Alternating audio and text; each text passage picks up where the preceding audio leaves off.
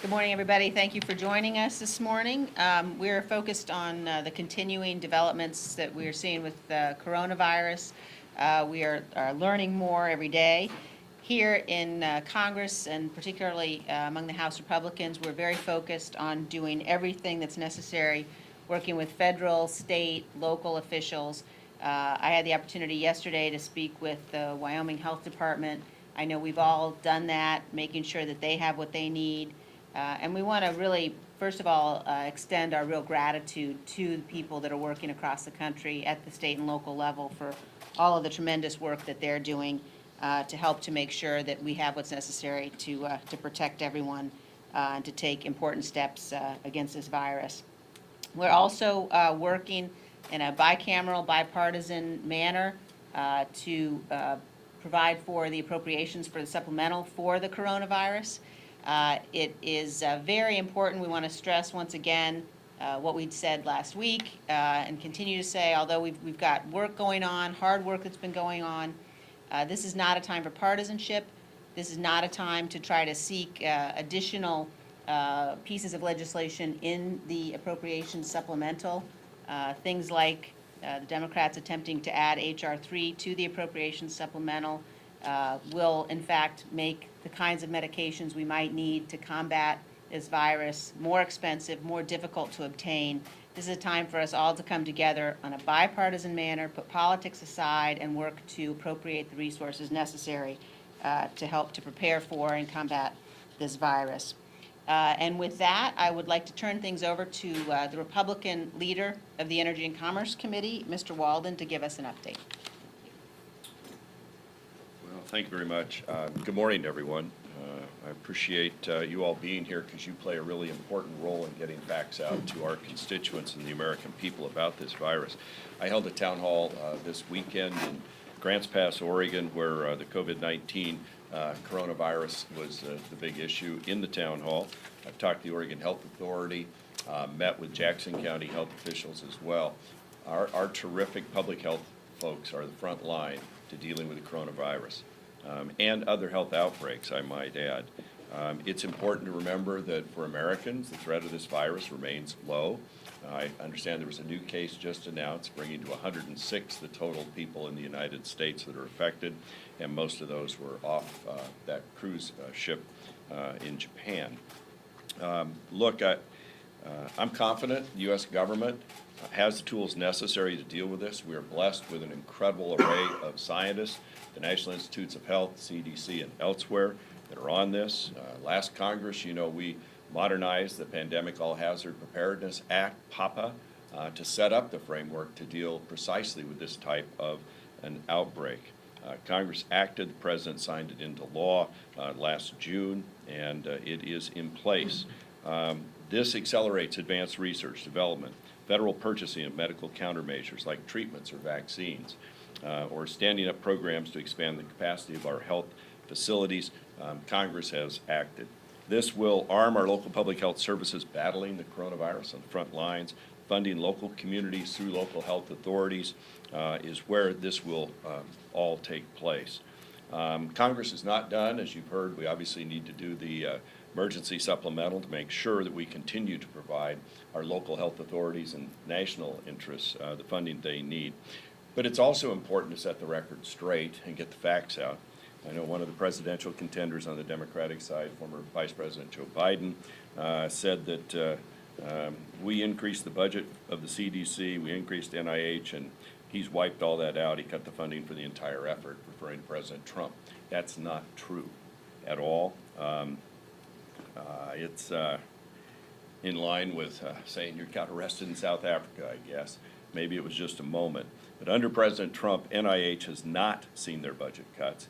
In fact, since 2017, just the opposites occurred. From 2017 to 2020, the CDC budget is up 10%.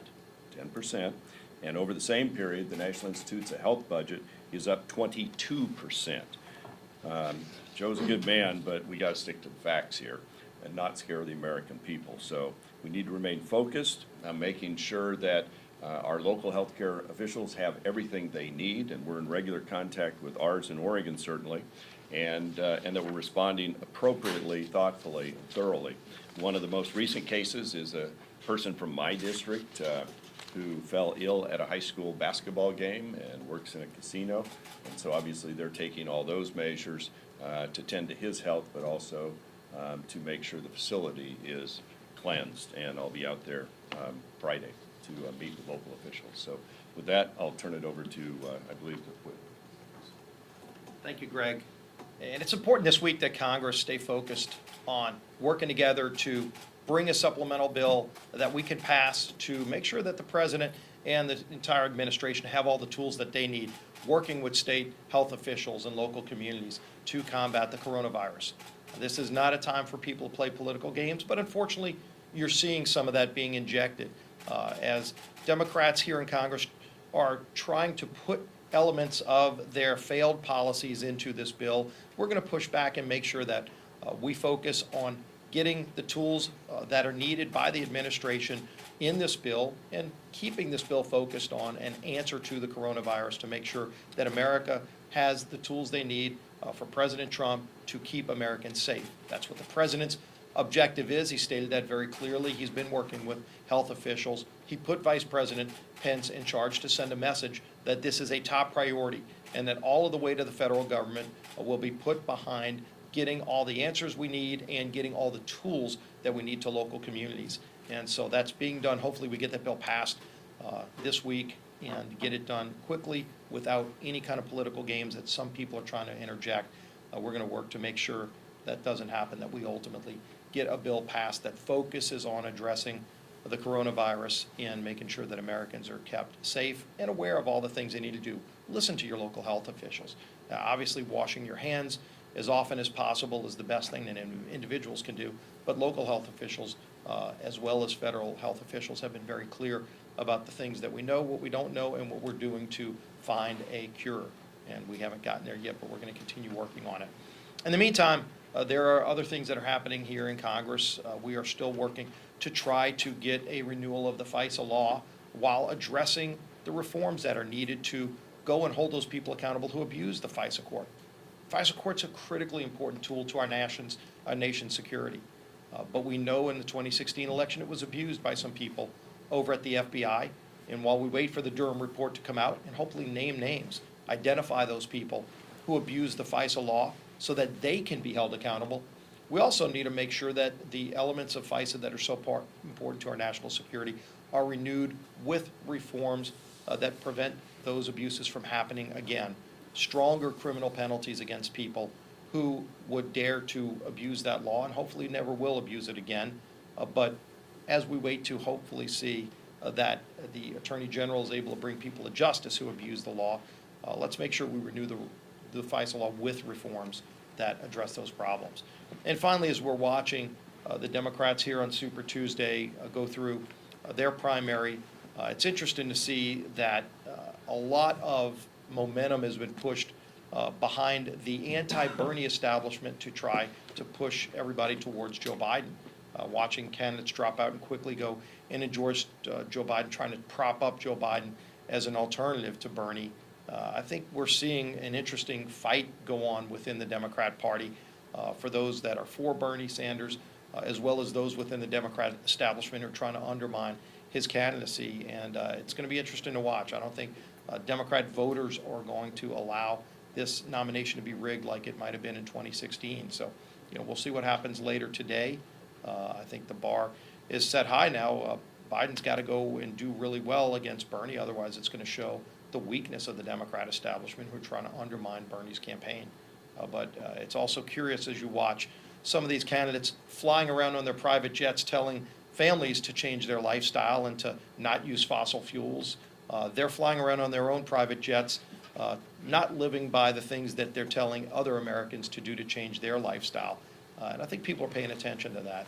So it's just interesting to watch. We'll see what happens. But hopefully everybody gets out and votes today in those states where they're having their primaries. With that, I'll turn it over to our leader, Kevin McCarthy. Thanks, Steve. Good morning. I want to thank Greg Walden for joining us and for his work addressing the public and all the work they do in that committee. Our number one priority is to keep America safe, and I want every person in this country to know that you have our undivided attention here in Congress. We've been working hand in hand with the White House for quite a few months, preparing for the coronavirus. Unfortunately, China was not as opening to the world as we needed, or as honest in the approach as we began. The one thing I would like to know how seriously we take this and what we've been doing. You know, John Hopkins has a recent study that says the U.S. is the most prepared nation to handle a health crisis. I think you can see that. I also want to show how we've been preparing this long before this ever came to fruition. Not sure if you have that graph, but let me give you some numbers. Since 2015, we have made strategic investments in America's key health resources. The National Institute of Health has a 39% increase. CDC, 24% increase. Advanced biomedical research, 35% increase. National stockpile, this is a number of items that we would stockpile to prepare for any crisis along health, 32%. And when the Republicans were in the majority, we actually went further. We created the Infectious Disease Rapid Response Fund. We created this in FY19, and we have increased that by 70%. We did not know coronavirus would be here, but we wanted to prepare for this date if it ever came. And so this is an opportunity that we have, the preparation ahead of time, to show that we can deal with this. Those around the world have shown that America can lead on this as well. I want to thank the President for his work on it, and more importantly, the action that he took early, even when Joe Biden and others would criticize him for it, making sure trying to contain it, not coming to America, but also just yesterday sitting down with those in the private sector as well. How can we find a vaccine as fast as possible? I know the President is working to streamline any ability to make that happen faster and working with others to go forward. And I know he'll be working and talking with NIH and CDC even further. Many of you know this should not be a political discussion. Last week we had an opportunity to bring forth the supplemental, the needed funds for our public health and others to deal with this item. We are not in the majority. We cannot determine the floor, so Speaker Pelosi left and had us leave Congress. This week, we hope we're able to bring it up, but the one concerning issue that I have, not as just the leader of the Republicans, but really as an American, why didn't we vote on it last week? And why now is the Democratic arm of the DCCC running ads against 7 Republicans on something they could not vote on because they control it? Are they playing politics and holding the money up so their political arm can attack Republicans on this issue? Can they for one time put people before politics? I think they owe the American public an apology. I think the Speaker needs to apologize. Sherry Boustros needs to take those ads down and stop playing politics with this.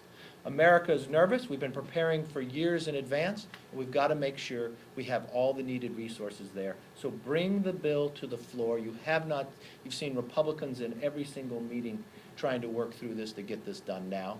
You do not see ads coming out from Republicans, but we do see from the Democratic Congressional Committee running ads and playing politics with a very serious issue that I don't believe anybody should be a part of. This attacks everyone, and it's not a partisan issue. With that, open it up for questions. Yes, sir. There's a meeting that the Speaker has scheduled with the big 4 leaders on coronavirus. What is the concern in this building if things were to get bad, where all 4 leaders have to be on the same page about admitting people to the building, maybe limiting congressional schedules, tours, public galleries? There were some steps that were taken in 1918. What are the key things that you feel, as one of the 4 participants in that meeting, that you want to try to accomplish that are important to you? Well, I know we'll have the meeting, we'll look at, are we prepared for a situation such as itself? I know others are doing this, from religious organizations or others. How can we make sure we do not help spread the disease as well? It's contagious. If something comes to that fruition, are we prepared to contain it? Deal with it where we have a lot of public going through every single day. Is there a screening process and others? So I'll wait forward to see that meeting and see if we have a complete schedule of what needs to be done. Can you speak and maybe explain to the viewers why the institution of Congress, with members coming and going, flying all the time, visitors in and out of the building all the time, tourists in and out of the building all the time, why this facility is potentially right for exposure with something like? Well, this facility may be a little different, but similar to a lot of places in the country. There's people from all around the country coming here every single day. This is a contagious disease. This is something that can multiply and go rapidly. You have interaction. So are we prepared in that situation? Fortunately, in America, we've been preparing ahead of time. We don't have the cases like China and others, but we've been trying to contain it outside. Unfortunately, China was not forthcoming like they should have been if they would have allowed our scientists and our doctors in early. We learn something new about this disease every single day, this virus. And, you know, some people are contagious with no signs we're finding. And as we learn more, we'll take the appropriate measures that are needed for any body of places that have numerous people entering. Yes? A number of members in your conference have expressed some concerns over the deal that the administration struck with the Taliban. And I was wondering if you shared any of those concerns or. Well, a number of those members now can go down and read it, down in the SCIF, and that was one recommendation we had to all the members. I first would want to know all the details before someone makes an opinion about it. Yes? So, can you tell us about the policies that you say the Democrats are trying to get into the coronavirus funding bill? And is this the last thing that stands in the way of an agreement? Well, this agreement should have been taken care of last week.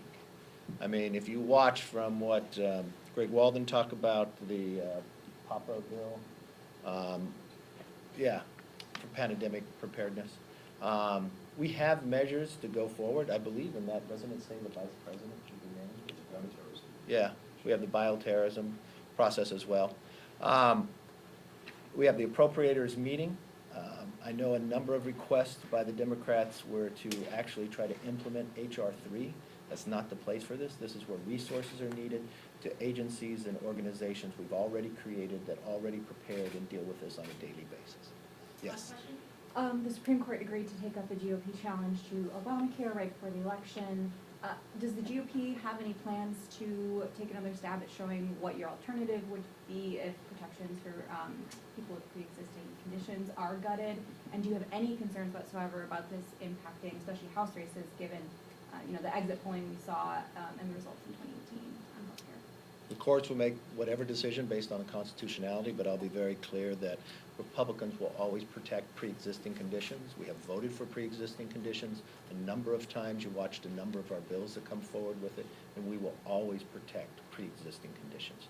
Just as we look today with the health care, you saw what we were able to do when we were in the majority, of increasing the funding to NIH and CDC. And what that means is more cures in the future. If you watch the bills that have come out of Greg Walden's committee as well, the Cures Act and others, that we've been able to deal with making our country safer, more healthier in the process, you will find that we'll be very prepared. Why should voters trust that if Republicans do win back the House, that they would be able to pass? Well, an I think the alternative real given question you to aren't voters able to right vote? now is, you've got more than half of the majority in this Congress that is not just supporting but co-sponsoring Medicare for all. They want to remove your ability to private health insurance. Right now, when you have a fear for the coronavirus, they think government should run it. They want more than 180 million Americans would lose their health insurance. That's what I'd be most afraid of right now. And you've got a Republican Party standing here defending pre-existing conditions while they're removing your health insurance. That's the fear that we have right before us. Thank you.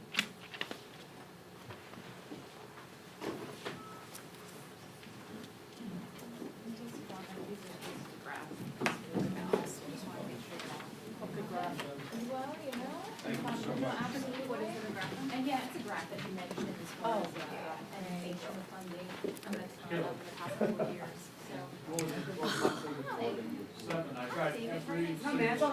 I work with them. We're all scrambling. No, I just heard this. I'm gonna turn on this one was the TV. That's why I was like, crap. Yeah, that's why I turned it off. I can shoot you Okay. a note as soon as I get. So we gave you at least 12 seconds.